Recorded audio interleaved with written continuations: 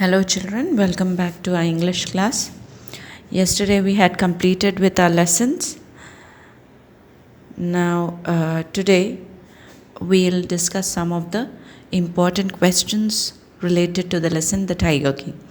But before going into the lesson, let's just have a recapitulation of what the lesson was all about. The lesson was about the Tiger King who got his name, the Tiger King, due to his a great mission that he had accomplished, that killing of 100 tigers. In a way, we can say that he tried to accomplish, but he was not able to accomplish his mission. Now, after that, when he was a child, he had started showing his miraculous powers. But as he started growing, as he became a young boy, he was brought up in an English manner. Okay, but then at that time everything was smooth flowing. He did not show any miracle of his. Then, when he grew up, he came to know when the state came into his hands. That is when he started knowing about the people around, and he came to know about the prediction of the astrologer that he would be killed by a tiger, because he was born in the hour of the bull, and the bull and the tiger, they are enemies. So he would be killed by a tiger. So with this prediction, things move on, and then he goes into the forest, hunts down one tiger and brings it back, and calls the chief astrologer and tells him about it.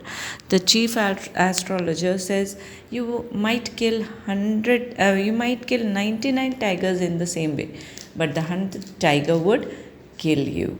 So he started on his mission of killing 100 tigers. He was able to finish off with 70 tigers from his state itself, that is Pratibandhapuram. But that is when the tiger population came to a standstill. There were no more tigers to be found in the forest. Then he married a girl in whose kingdom there were huge number of tiger population. And in this way, and whenever he went to meet his father-in-law, he would kill 5 or 6 tigers and then return. So in this way, he was able to kill the 99 tigers, but the 100th tiger was not to be found. Due to his rage and anxiety, anger, everything, many of the people lost their job, because he was unable to hunt down 100th tiger. Then at last, when Diwan found that the situation was out of control and the result would be catastrophic if he doesn't get a tiger, if the king doesn't get a tiger, the 100th tiger. So he went into the Madras Zoo, he got a tiger, old tiger from there, and then he placed the tiger in front of the king, and king shot the tiger, but the shot missed the tiger, and the tiger was still alive. But tiger fainted. Okay, fainted and fell down, because he was weak, he was old. Okay, that's why it fainted and fell down. And the Tiger King thought he had killed the 100th tiger. He left the place and he asked the people, the other hunters, to bring the tiger in great procession to the kingdom. And that is when when these hunters went near the carcass, it was not actually the carcass but the live tiger. The tiger had not died. The hunters, they took the aim and killed the tiger, and the tiger was brought back. On the 3rd birthday of his son, because now his mission was accomplished, on the 3rd birthday of his son, he decided to give a gift or a prize. Okay, not prize actually, a gift, birthday gift to his son. He went around in all the shopping centers, but he did not find any toy or anything that was really applicable to be given to his son. At last he found a toy tiger. But this toy tiger was made by an unskilled carpenter. So there were many slivers on the surface of the toy tiger, and it was wooden toy tiger, remember children. And so He took it, he and his son started playing. A sliver pierced into his hand, and he just plucked it out and then started playing. The next day, there was a big sore on his hand. The whole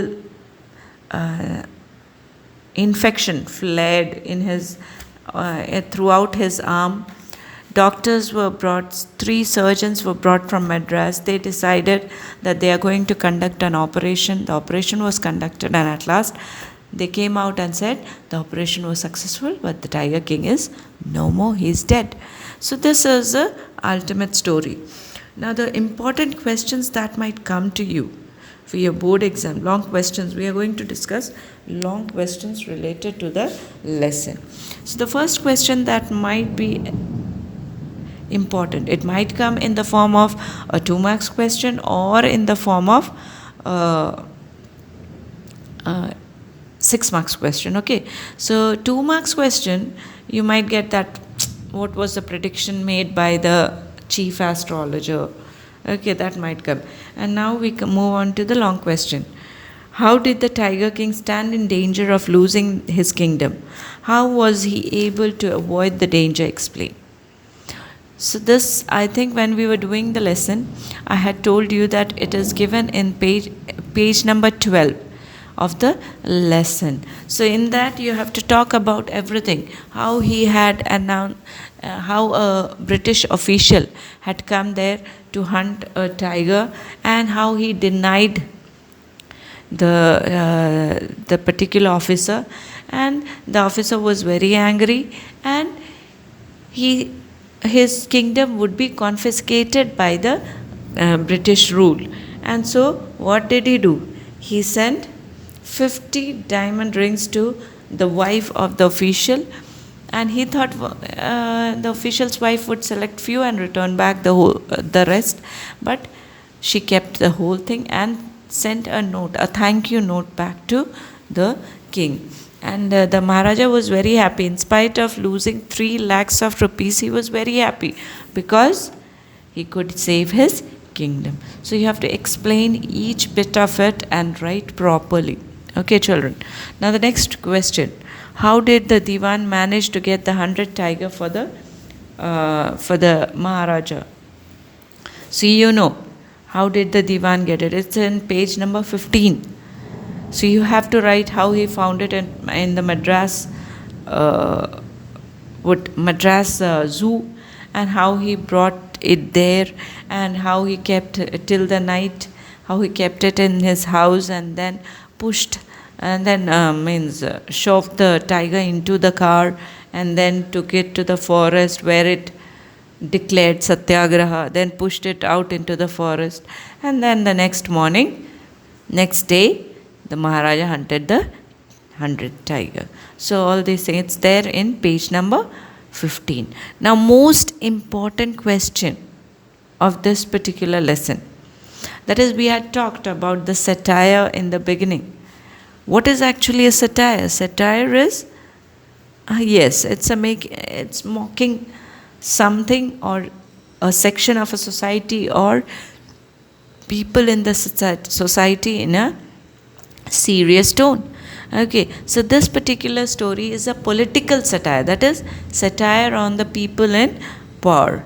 Okay, so the question that is important that I was talking about is the story. The question goes something like this: the story is a satire on the conceit of those in power. So it's a satire, it's a political satire because it satirizes the people in power. So the reason and the answer and then the second part of it is, how does the author employ the literary device of dramatic irony in the story? Now dramatic irony is something very important. Okay, so we'll start with satire and then we will come to dramatic irony. So the satire, as I have defined it to you, now we'll see how satire is used here. So we generally know that these the people in power, it may be political leaders or it may be the kings and even the British people. They were too proud of themselves. That's what we see in Maharaja also, when he says, when he hunts down the first tiger, and he calls the chief astrologer and tries to insult him. Okay, and he proudly says that I would hunt down all the 100 tigers. So that shows the pride in them. Okay. Then next thing, they do things as per their wish and will.